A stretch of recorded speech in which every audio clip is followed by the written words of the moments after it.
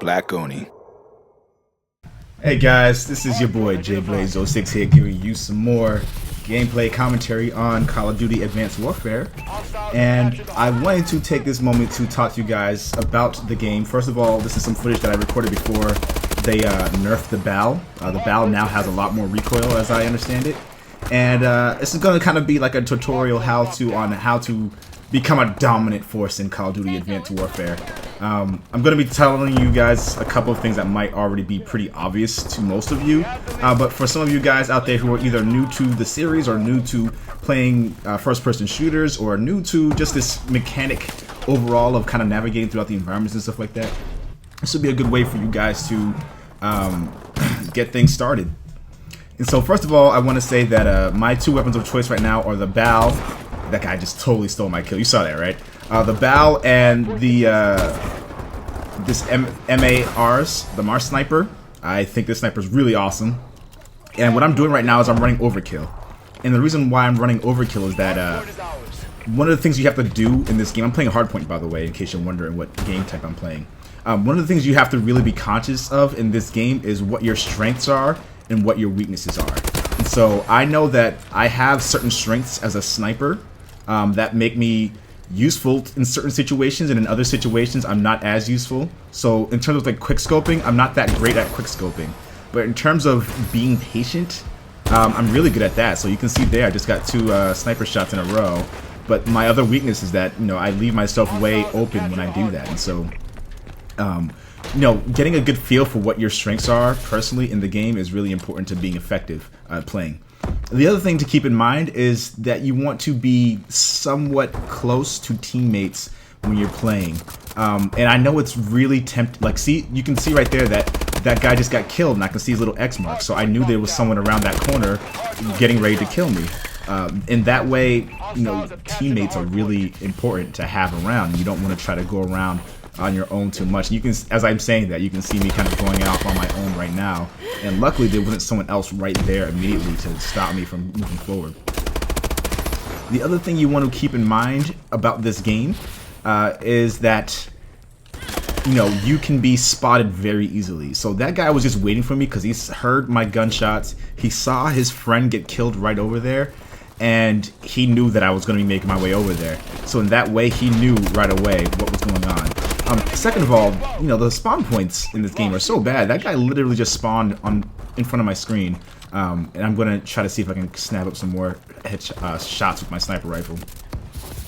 But again, you know, the things to keep in mind with this game is that each of your exo movements, when you're dashing around and stuff like that, each of those, I shouldn't have shot there, I gave myself away.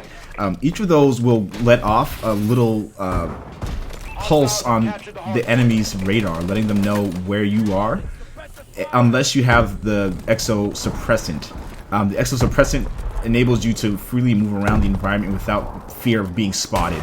And I swore I got that guy right there. I don't know what's going on with this game sometimes, so that was like a blatant example of me shooting that guy. And I got that guy. That wasn't an issue, but you know, that was really annoying. That's one of the things that you'll notice about some of these gameplays, that, you know, sometimes you'll get hit with some really nasty lag. And you know, the other thing to keep in mind is suppressed weapons versus non-suppressed weapons.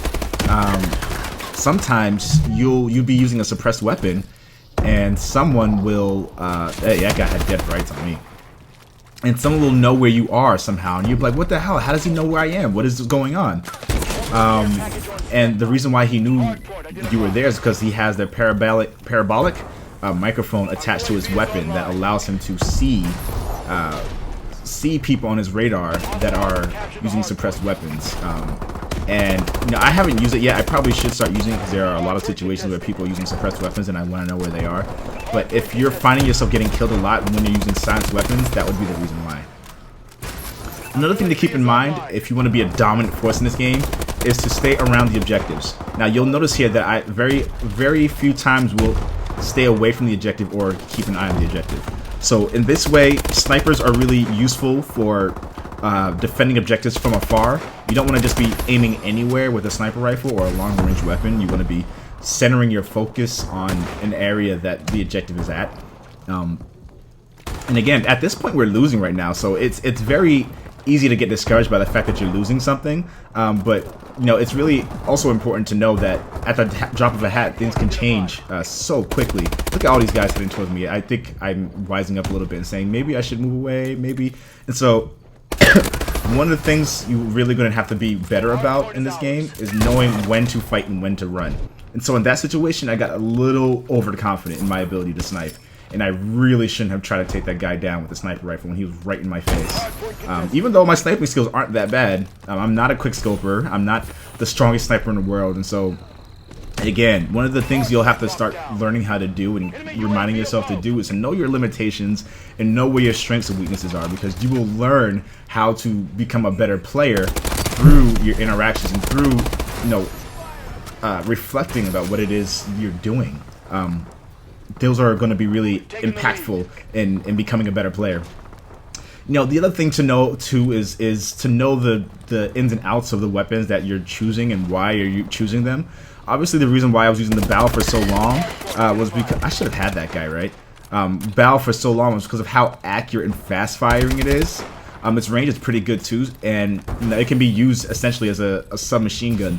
That was before the patch to buff it, to nerf it though, so no, that's a totally different situation.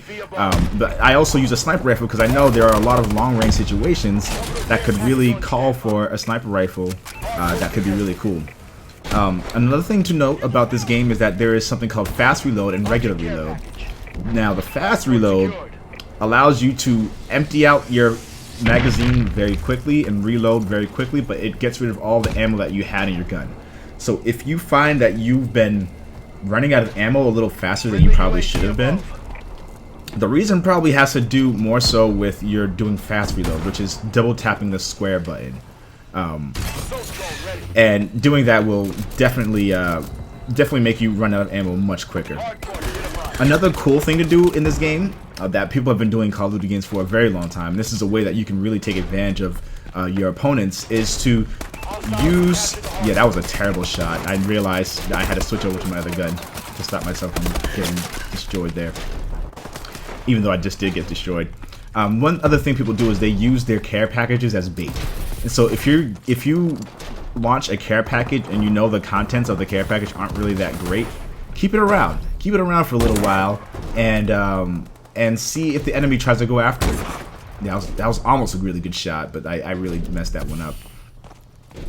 Because that'll bait the opponent into trying to go for your care package, and you'll be able to get a perfect shot on them, because they usually don't look around them to see what's going on around them. So that's a pretty sure shot way of getting at least 1 or 2 guaranteed kills. And again, you know, keeping your eye on the money, you know, keeping your eye on where your teammates are. You know, I had a teammate right next to me. He was able to provide some backup because I knew he was going to be able to help me out if I missed. So that wasn't an issue. And again, I'm making my way to the objective. I'm making my way to this area. I'm scanning the area, looking around, making sure everything's clear before I just head rush myself in there. And you know, there isn't really much else to say about it. I mean, there are many things I can go into detail about in terms of you know, sensitivity on your control sticks. You know, play around with the sensitivity on your analog sticks to see what works best for you. I have mine at I believe 11. And that's because I like to be able to respond to situations very quickly. I don't like being restricted by moving too slow. You know, with the aiming, I don't like that. And another thing too to actually note about this game that's really important is that when people lay prone next to dead bodies, it makes them almost invisible to you. Like, they will look like a dead body and you will go right by them and they will get up and kill you, or stay on the ground and kill you. That's just the way that it goes. And you know, I think it's something that should be fixed. Dead bodies shouldn't stay around as long as they do, but that will be an issue for a lot of you guys out there who are new to this game. You'll get killed by people who are...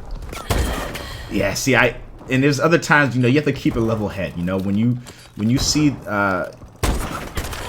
See, I try to go for him again. I tried and I tried. You know, trying is really important. And, you know, at this point, we're already winning. So I figured, you know, doing that a few more times isn't going to be a big deal. So, but keeping a level head is really important if you want to prevail over your own failures in gameplay. And yeah, I hope you guys found this video useful or helpful in any way, because I enjoy doing these videos, and I hope you guys enjoy the advice, the videos, the commentary, etc., etc. And as always, I'll catch you guys on the next video. If you guys want more tips and tricks specific to weapons or specific to strategies or modes, please let me know. I have way more content coming. And as always, I'll catch you guys on the next episode of J Blaze Plays, or J Blaze Online. Game on, and J Blaze out.